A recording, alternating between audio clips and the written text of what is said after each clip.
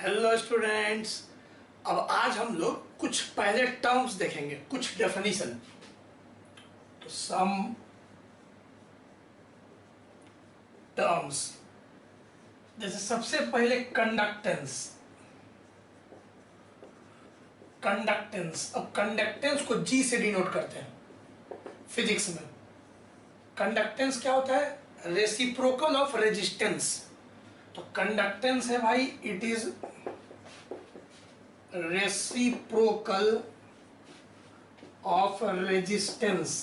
Resistance का उल्टा, तो रेजिस्टेंस का रेसिप्रोकल ले लीजिए, यही आपका होगा कंडक्टेंस। ठीक है, इसका यूनिट बताइए।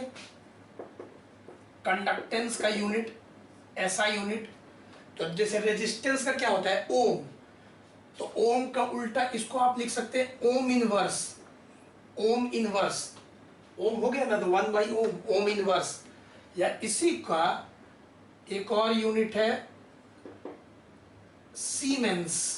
सीमेंस कैपिटल एस से डिनोट करते हैं, सीमेंस। ठीक है, इसको बोलते हैं सीमेंस, ओम इनवर्स या सीमेंस।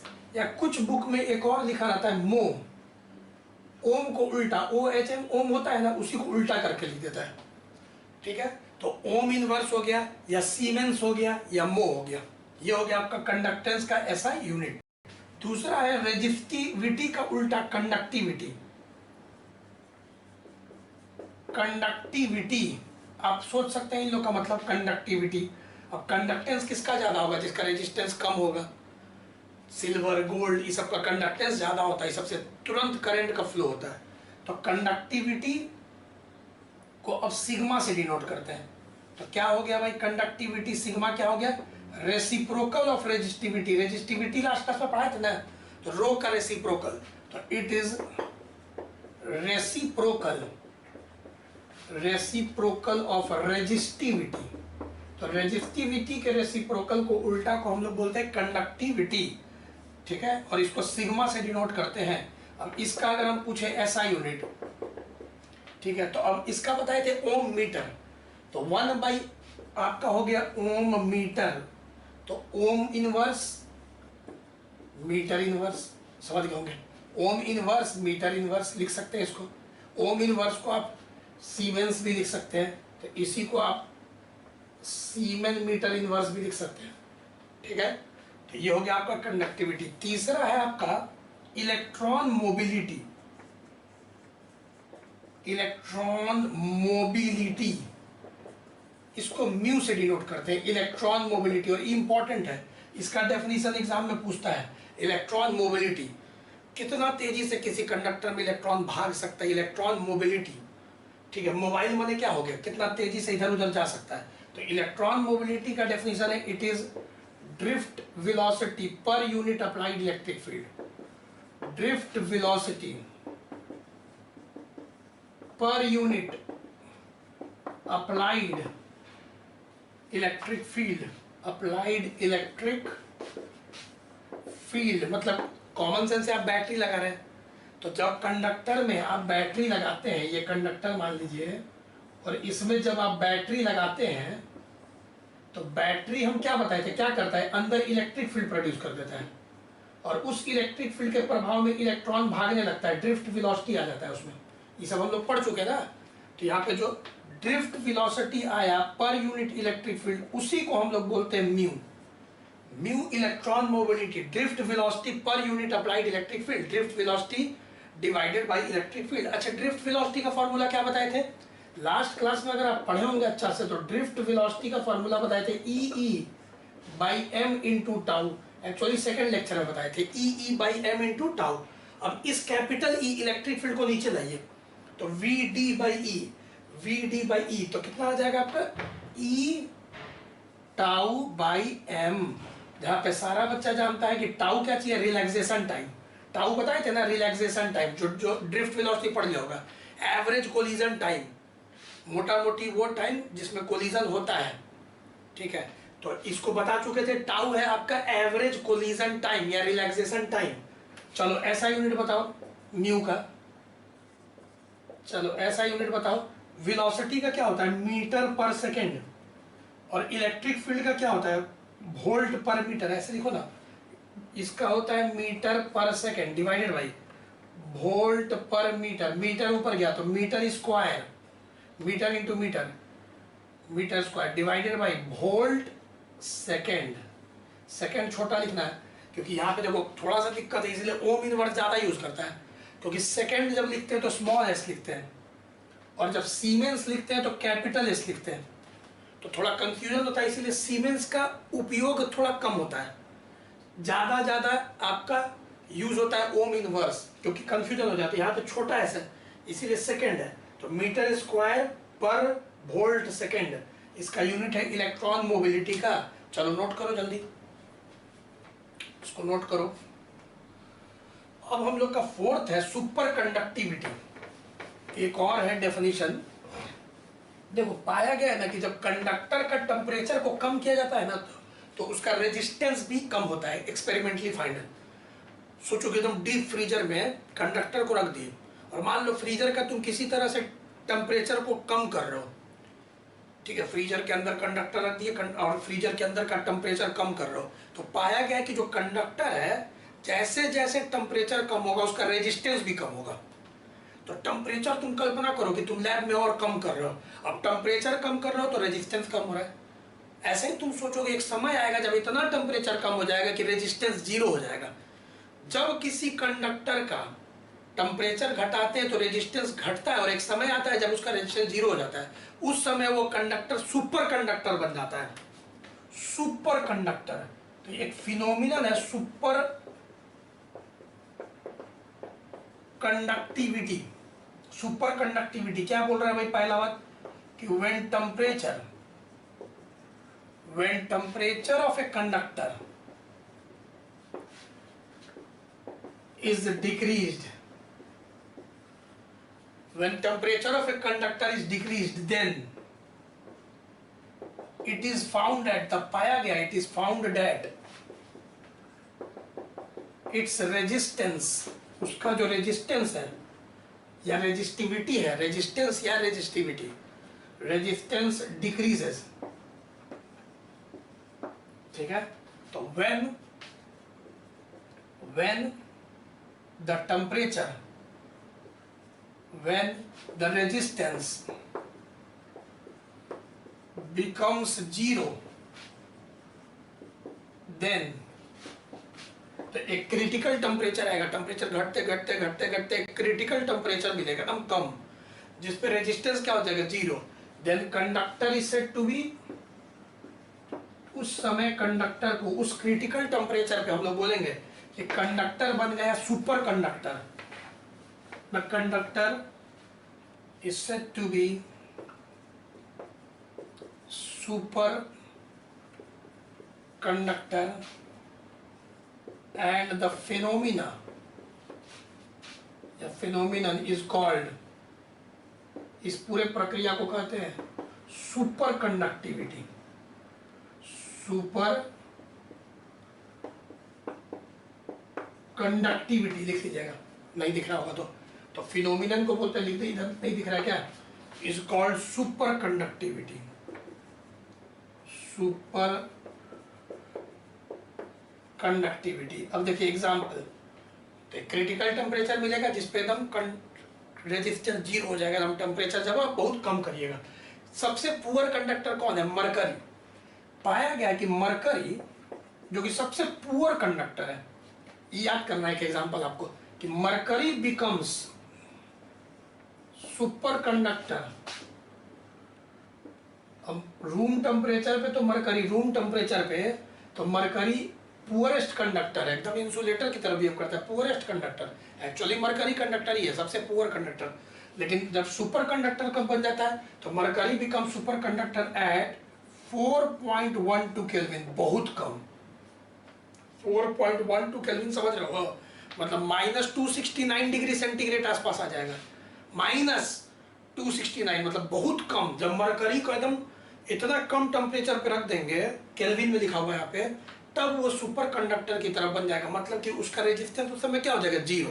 और जबकि रूम टेम्परेचर पे अभी मरकरी सबसे पुअर कंडक्टर, इसका रेजिस्टेंस बहुत ज्यादा है, ठीक है। तो ये भी डेफिनेशन है, ब्रेन में रखना है सबको, चारों डेफिनेशन को। अब देखो, अब हम लोग देखेंगे पहले vector form of Ohm's law. Ohm's law का वेक्टर फॉर्म, पहले तुम इसको नोट कर लो, vector form of Ohm's law.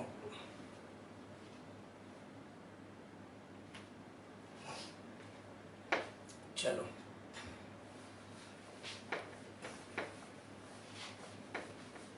ये तो चार डेफिनेशन हो गया हम लोग का।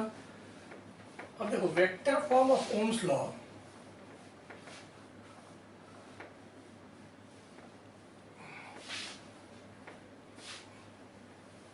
वेक्टर फॉर्म,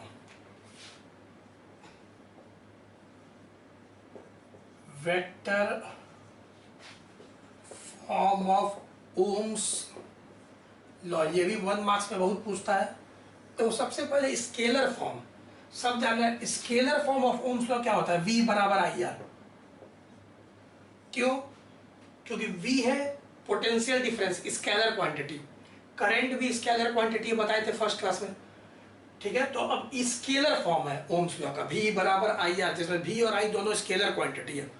अब हम लोग लिख सकते हैं, देखो तो V के जगह पे हम लिख सकते हैं V के जगह पे, और R के जगह पे तो सब जानना है कि R के जगह पे लिख सकते हैं raw L by A, R के जगह पे। जब कुछ नहीं बोले तो कंडक्टर सिलेंड्रिकल बताए थे। और V के जगह पे हम लोग लिख सकते हैं, देखो तो E फॉर्मूला है, V बराबर E इंटू एस, और S को यहाँ L मानेंगे, नहीं बताए थे फर्स्ट चैप्टर में, potential difference is equal to electric field into displacement in the direction of electric field. तो यहाँ पे तो तुमको मॉडल अब याद हो ही गया होगा, कितना बार बनाए हम कि भाई एक कंडक्टर ऐसे लेते हैं, एक बैटरी ऐसे लगाते हैं मॉडल में, ये भी वोल्टेज हो गया।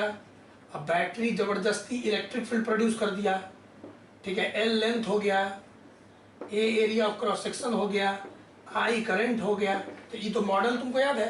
तो चलो अब भी के जगह पे बोलो जल्दी से, भी के जगह पे क्या रख सकते हैं, E into L, electric field into displacement, या डिस्प्लेसमेंट क्या है, कंडक्टर का लेंथ जहाँ इलेक्ट्रिक फील्ड है। चलो आई को छोड़ दो, आर को बोलो रॉ एल बाई ए, ठीक। अब यहाँ से एल एल कैंसिल हो गया, ई, ठीक है, देखते जाना।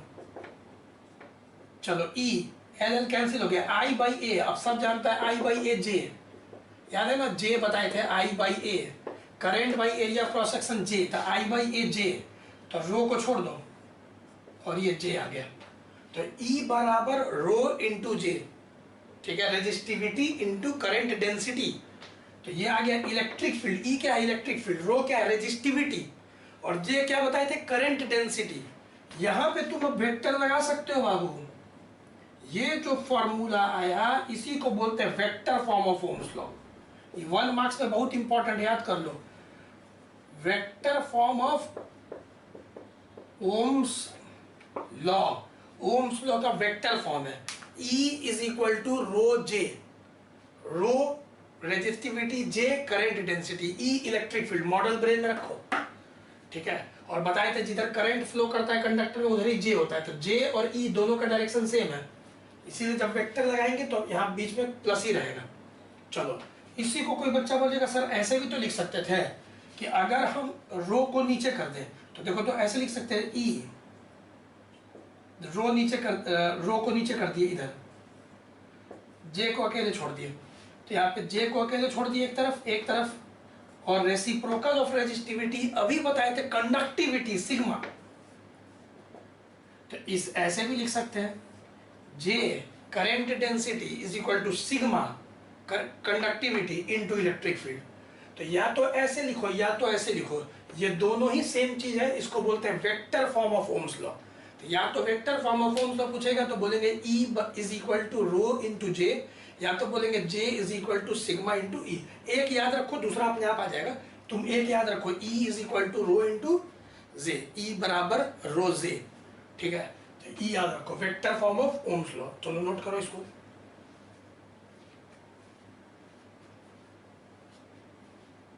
अब हम लोग देखेंगे microscopic form of Ohm's law, एक तरह का ओम्स लॉ का प्रूवमेंट, माइक्रोस्कोपिक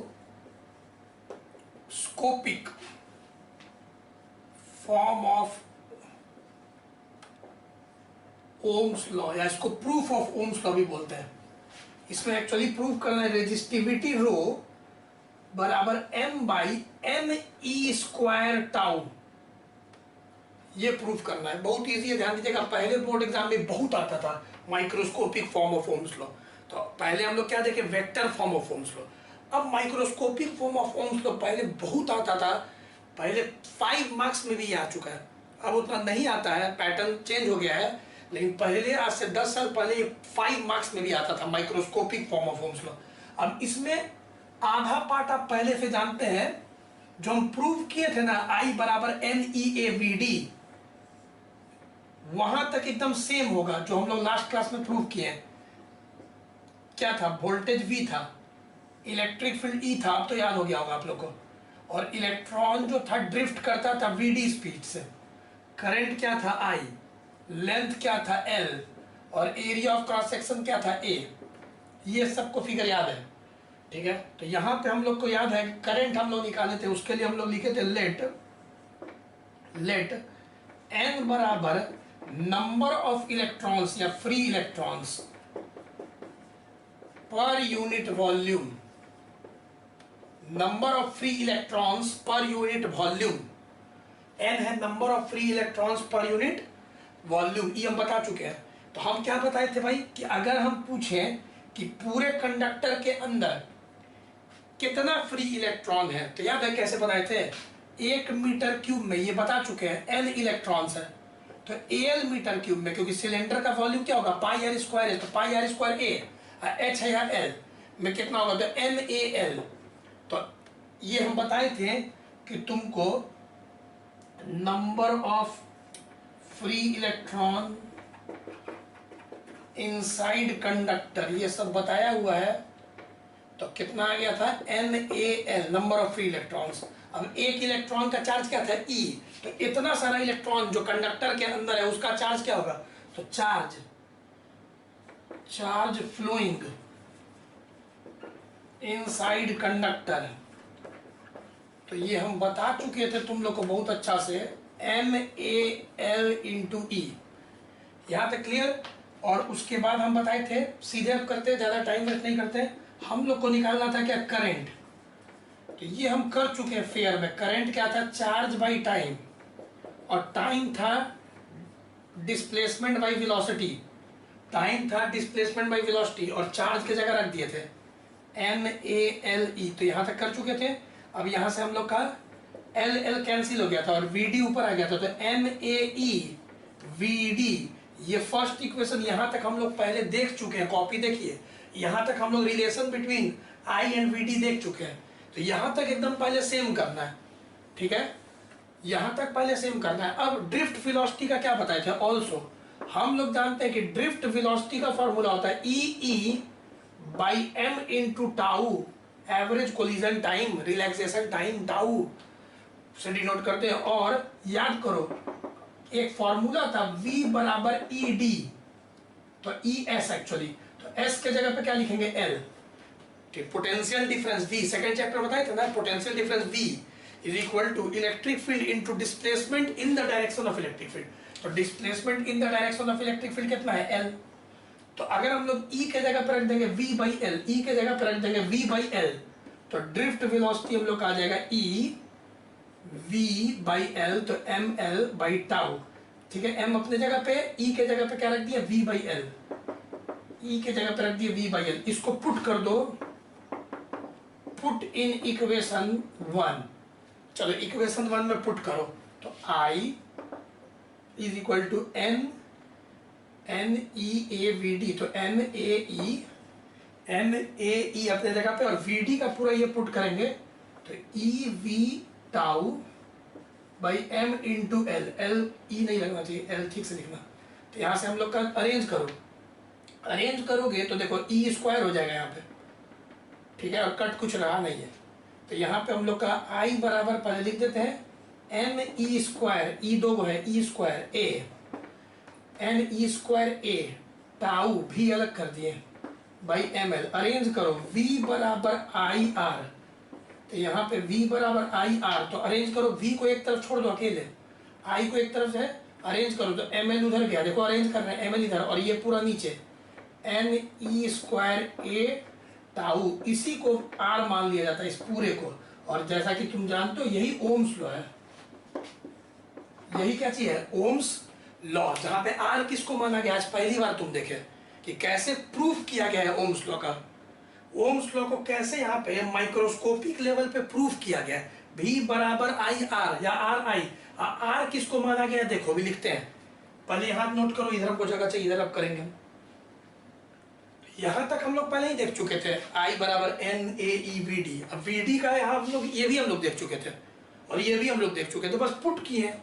अगर ध्यान से देखोगे तो कुछ दम नहीं है, बहुत ईजी है, क्योंकि ये भी तुम पहले से जानते हो, ये भी पहले से जानते हो, ये भी पहले से जानते हो, बस पुट पाट किया गया है, ठीक है। और microscopic form of Ohm's law को लाया जा रहा है। चलो, जहां पे हम लोग क्या देख लिए भाई, वेयर आर क्या है, तो वेयर आर क्या है, तो M L divided by, R किसको माना गया, M L divided by M E square A tau is called resistance, is called resistance of conductor। तो इतना ही को R से डिनोट किया गया, रेजिस्टेंस ऑफ कंडक्टर।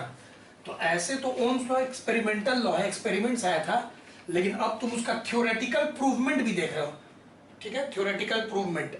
अब एक चीज हम लोग और जानते हैं ऑल्सो, R बराबर पहले से तुम जानते हो रॉ एल बाई ए, ये हम लोग जानते हैं, 10th क्लास में भी पढ़े रॉ एल बाई ए। और आर बराबर आज हम लोग देखे M L divided by N E A tau, मतलब ऑल्सो हम लोग ये भी जानते हैं और ये भी जानते हैं। अब इसको देखो, एल एल कट गया, ए कट गया, तो यहाँ रेजिस्टिविटी इंप्लाई, रेजिस्टिविटी हम लोग का क्या आ गया, M by N E square tau. This is very important formula. Next class में जब हम लोग टेम्परेचर डिपेंडेंस पढ़ेंगे कि टेम्परेचर को बढ़ाते हैं तो रेजिस्टेंस या रेजिस्टिविटी पे क्या असर होता है, तो उसमें ये काम आएगा कंडक्टर के लिए। तो कंडक्टर का रेजिस्टिविटी का माइक्रोस्कोपिक फॉर्मूला क्या है, M by N E square tau, L L cut गया, ए कट गया, M by N E square tau. अगर ई तुमको याद रहता है तो ये भी तुम लिख दोगे, ठीक है, क्योंकि रो याद रहेगा तो एल और ए लगा देंगे तो आर पता चल जाएगा। तो याद आप आमतौर पे यही करते हैं। कोई पूछे microscopic form of Ohm's law क्या है, तो बोल रहा है rho is equal to M by N E square tau, जहां एम क्या है, mass of single electron, E क्या है, इलेक्ट्रॉनिक चार्ज, टाउ है एवरेज कोलिजन टाइम या रिलैक्सेशन टाइम, और एन क्या है, सब जानता है, number of free electrons per unit volume, number of free electrons per unit volume. चलो इसको नोट करो, लिमिटेशन देख ले ओम्स लॉ का। ओम्स लॉ का limitation,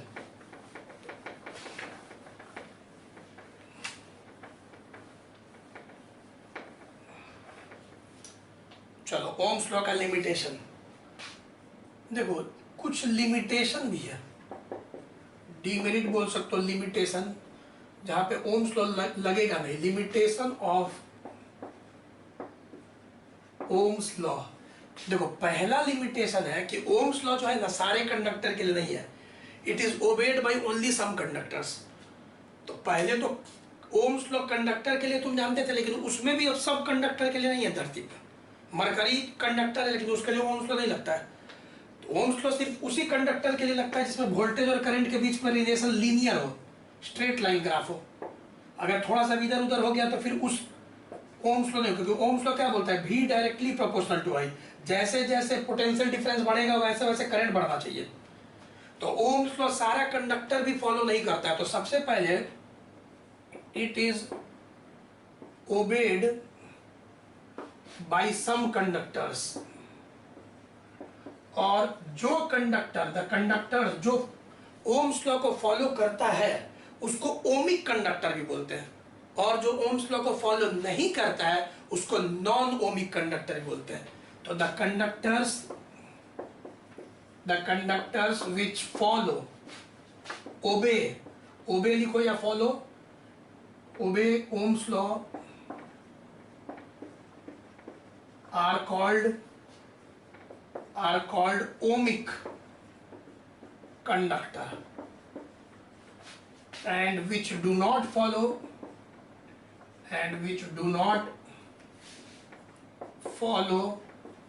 are called non-ohmic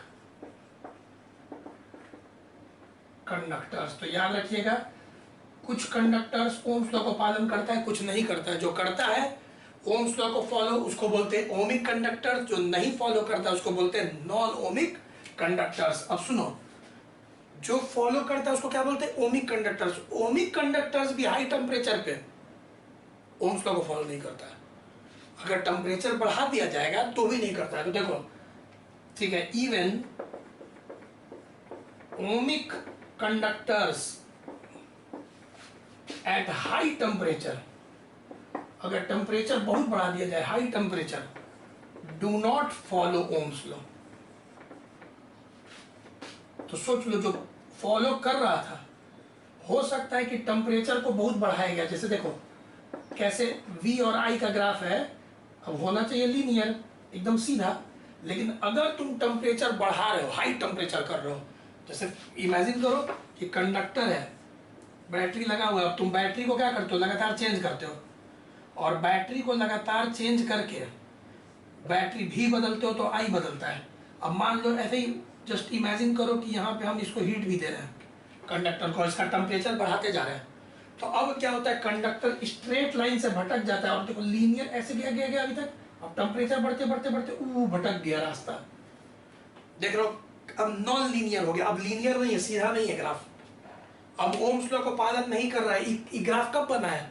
high temperature पे, ठीक है ना? तो जो पालन कर भी रहा था, जैसे जैसे टेम्परेचर पर पालन कर रहा, लेकिन टेम्परेचर बढ़ते फिर भटक गया, ठीक है? तो हाई टेम्परेचर पे जो कंडक्टर ओम्स लॉ को फॉलो कर रहा था वो भी नहीं करता है। तीसरा एक बात याद रखना, सेमीकंडक्टर डिवाइसेस, सेमीकंडक्टर, ये भी एक चैप्टर है 14 हम लोग का, चैप्टर 14 यही है, सेमीकंडक्टर। जितना भी आज सेमीकंडक्टर का जमाना है, जो तुम सिम कार्ड लगा हुआ वो सेमीकंडक्टर है, जो तुम मोबाइल यूज कर रहे हो सब सेमीकंडक्टर डिवाइस है, लैपटॉप सेमीकंडक्टर डिवाइस है, LED light emitting diode, diode बोलते हो ना, सेमीकंडक्टर डिवाइस है, ट्रांजिस्टर सेमीकंडक्टर डिवाइस है। तो सेमीकंडक्टर डिवाइसेस लाइक, अब सेमीकंडक्टर का ये हम लोग पढ़ेंगे चैप्टर 14 में डिटेल में, ग्राफ और सब ये चैप्टर 14 में पढ़ेंगे। चैप्टर 14 का नाम क्या है? सेमीकंडक्टर। तो सेमीकंडक्टर डिवाइसेस लाइक डायोड, तो डायोड को डिटेल में पढ़ेंगे चैप्टर 14 में, अभी खाली नाम जानो। ट्रांजिस्टर, ट्रांजिस्टर को भी अब तो सिलेबस में नहीं है लेकिन जान लो, सेमीकंडक्टर डिवाइस का नाम है डायोड, ट्रांजिस्टर, ये सब चैप्टर 14 में है, ठीक है? Do not follow Ohm's law, इसका ग्राफ हम लोग चैप्टर 14 में देखेंगे सेमीकंडक्टर डिवाइसेस का। अभी देखो यहाँ कॉमन सेंस है, या तो कंडक्टर ठीक से ओम्स लॉ फॉलो कर ही नहीं रहा, तो सेमीकंडक्टर कहाँ से करेगा? सेमीकंडक्टर क्या होता है? ऐसे तो चैप्टर 14 में बताएंगे, जो कंडक्टर और इंसुलेटर के बीच में जिसका रेजिस्टेंस हो। कंडक्टर का क्या होता है? रेजिस्टेंस कम होता है। इंसुलेटर का क्या होता है? बहुत ज्यादा होता है। अब कंडक्टर और इंसुलेटर के बीच में जिसका रेजिस्टेंस होता है उसको बोलते हैं सेमी कंडक्टर। तो ये चैप्टर 14 का नाम है, डिटेल में पढ़ेंगे। अभी बस तुम limitation of Ohm's law, 3 limitation को दिमाग में रखो, ठीक है? अब देखो क्या बच गया, नेक्स्ट वीडियो में क्या क्या पढ़ेंगे। देखो नेक्स्ट वीडियो में हम टेम्परेचर डिपेंडेंस पढ़ाएंगे, बहुत इंपॉर्टेंट है। नेक्स्ट वीडियो में टेम्परेचर डिपेंडेंस कि रेजिस्टेंस और रेजिस्टिविटी कैसे टेम्परेचर पे डिपेंड करता है, टेम्परेचर डिपेंडेंस। और दूसरा पढ़ाएंगे सीरीज और पैरेलल रेजिस्टर का, ये नेक्स्ट वीडियो में होगा। और उसके बाद ये जब हो जाएगा नेक्स्ट वीडियो में, तो उसके बाद वाला वीडियो में हम पढ़ाएंगे किरचॉफ्स लॉ। और जैसा कि बताए हैं, 100 बार बोल दिए हैं कि एक बार किरचॉफ्स का फर्स्ट लॉ और सेकेंड लॉ पढ़ लोगे एनसीईआरटी का, तो कोई भी सर्किट में, बहुत बार बोल दिया, हर वीडियो के अंत में बोलते हैं कि 2 बैटरी हो, 3 बैटरी हो सकता है कोई सर्किट में 4 बैटरी हो, 4 रेजिस्टर हो, 2 कैपेसिटर हो। तो किरचॉफ्स लॉ पढ़ने के बाद बहुत सारा कैपेसिटर हो, बैटरी हो, बहुत सारा रेजिस्टर हो, बैटरी हो, तुरंत सॉल्व हो जाएगा। तो किरचॉफ्स लॉ को हम लोग पढ़ेंगे एनसीईआरटी में, चैप्टर 3 में दिया, पहले भी बताए थे ना कैपेसिटर में। तो इसको हम इसीलिए सीक्वेंस से पढ़ा रहे हैं, जैसे जैसे दिया हुआ है वैसे वैसे पढ़ाते हैं। तो नेक्स्ट क्लास में ये पढ़ेंगे नेक्स्ट वीडियो में, और उसके नेक्स्ट वीडियो में किरचॉफ लॉ पढ़ेंगे। और एक बार किरचॉफ लॉ पढ़ लेंगे तो सब सर्किट बन जाएगा। सर्किट को फिर प्रैक्टिस करेंगे, अभी सर्किट हम बहुत प्रैक्टिस करवाएंगे। और जब किरचॉफ लॉ पढ़ा देंगे ना तो कैपेसिटर सर्किट का भी बहुत सारा सवाल कंपटीशन का बन जाएगा। बोर्ड लेवल में जितना पढ़ाए उतना काफी है, लेकिन जो एंट्रेंस एग्जाम का भी तैयारी कर रहा है उसके लिए सब सही है। ठीक है, तो नेक्स्ट क्लास में मिलते हैं। आज इतना आप प्रैक्टिस कीजिए। Bye bye.